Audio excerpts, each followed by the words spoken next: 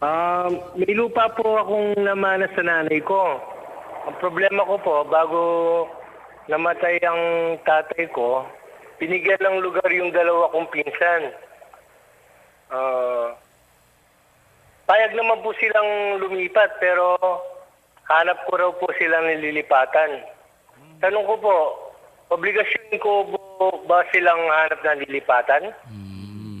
Ayan, no? So, napakagandang tanong mo yan dahil maraming nangyayaring ganyan no, sa mga magkakamag-anak, yung mga unang nagpatayo dun sa mga lupa, tapos feeling nila parang sa kanila na yung property na yun, no, pag namatay na yung may-ari ng lupa. So yung mga talagang tagapagmana, katulad mo kasi, nawawalan talaga ng karapatan na gamitin yung lupa sa kagustuhan nila. So, ang nakalagay sa ating batas, no, Jose, kapag ikaw lang ang heir, ikaw lang ba ang, ang tagapagmana ng iyong nanay? May mga kapatid ka ba? Opo. O yun. Kung ikaw lang, Jose, sa iyo lang mapupunta yan at saka doon sa tatay mo, no, na nabuhay pa nung namatay yung nanay mo. So, hahatiin yon kalahati kasi conjugal property yon. Kung conjugal property yon, nahatiin yung kalahati sa tatay mo. Pagkatapos nun, yung natitirang kalahati, paghahatian nyo ng tatay nyo. So, equal kayo sa share na yan. So, kung hindi naman conjugal property yan, kung talagang property lang ng nanay mo, no, paraphernal property niya, ikaw lang ang magmamana dyan, tsaka yung tatay mo, hindi nahahatiin into kalahati. So, parang one half ang makukuha mo dyan, tsaka yung tatay mo. Kung patay ni tatay mo, sa iyo na talaga yung buong lupa na yan. So, yan na, kahit walang will yan, kahit walang kasulatan, yan ang matatanggap mo na tinatawag na legitimes. So ang ano diyan, ikaw ang may karapatan na mag-own ng property na yan at ang karapatan na yan ay nakukuha mo sa huling hininga ng iyong nanay o ng tatay mo. So nung nalagutan na sila ng hininga, by force of law, by legal effect of law, sa iyo na yung property na yan. So ngayon, anong mga kailangan mong gawin?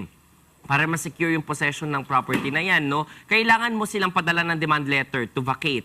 Kasi yung pagsistay nila dyan, kung walang kontrata, walang contract of lease, ito ay by mere tolerance lamang. So kapag by mere tolerance lamang, kung kailan kailangan nung may-ari ng lupa yung lupa na yun, doon niya pwedeng kuhanin na yun at any time. Siyempre, dahil kamag-anak mo, bibigyan mo sila ng konting palugit para makahanap ng malilipatan, para wala namang bad blood sa inyong mga magkakamag-anak. So, pero gano'n na mangyayari.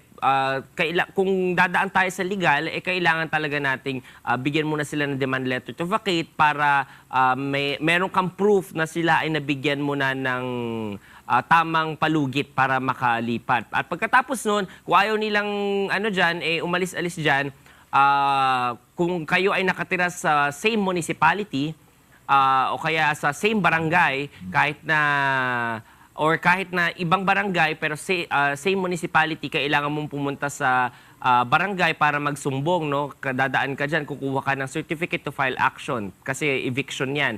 Pasok yan dun sa jurisdiction ng lupong tagapamayapan ng barangay. At kung hindi ka naman nakatira sa same municipality, sa ibang probinsya ka o dito ka sa Pampanga, tapos sila doon sa ibang probinsya, then hindi mo na kailangan dyan dumaan sa barangay. Kailangan mo lamang mag-file sa korte ng complaint for eviction or recovery of possession of property laban dun sa mga magpipinsan na nakatira dun sa lupain mo. So yun yung kailangang pagdaanan, Jose.